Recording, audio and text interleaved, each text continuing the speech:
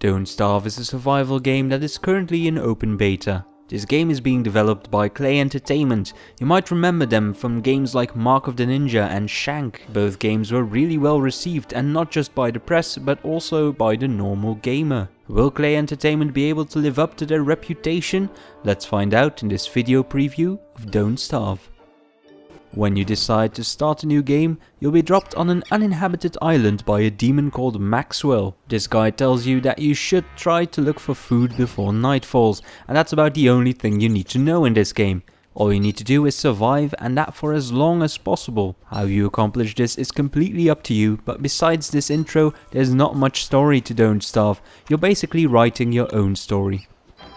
Next to the food you'll need to collect to keep yourself from starving, there's also a whole range of other resources you can find. Things like wood, stone, grass, slimy tentacles. You could use these resources to build a campfire, and you'll need to build a campfire at night, otherwise the Grue will kill you. The Grue is a demonic creature that hides in the shadows. You'll never see it, but it will kill you if you don't stay in the light. Next to campfires, there's a whole bunch of other things you can build to make your life easier in Don't Starve. Most of these will help you to survive as many days as possible, and like I said, that's the only goal in this game. And once you die, you'll have to start all over again.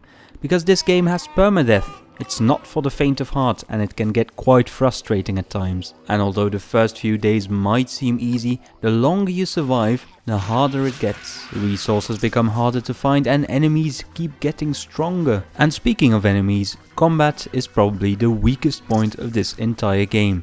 The only thing you can do is click your enemies and then you'll hit them a few times. That's it. Most of the time though, and especially when you just get started, the best option is to run away until you get some armor and a weapon. Next to not starving and keeping your health up, you also need to retain your sanity.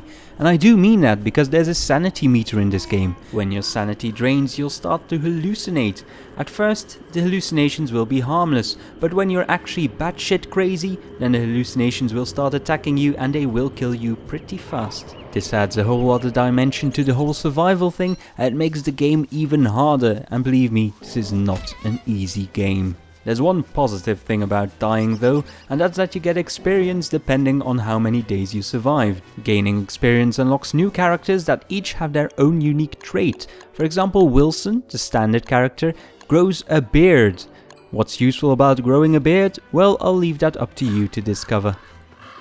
You might have noticed that the graphical style in this game looks pretty good, but it's also very unique, and that's a trademark of Clay Entertainment. Just have a quick look at Mark of the Ninja or Shank and you'll notice that both of them also have hand-drawn graphics, and they're also mostly in 2D. Another interesting little detail is that the characters don't actually talk in this video game. Instead, when they open their mouths, you hear some music and then you see some text appear above their heads. Currently, Don't Starve is in open beta, but it plays like a full game. There's also a lot of content updates. It's also quite obvious that Clay Entertainment really listens to feedback, and if you have a problem, just post it on their forum and they'll try to fix it as fast as possible. By the way, Don't Starve is completely a single player experience. There is no multiplayer.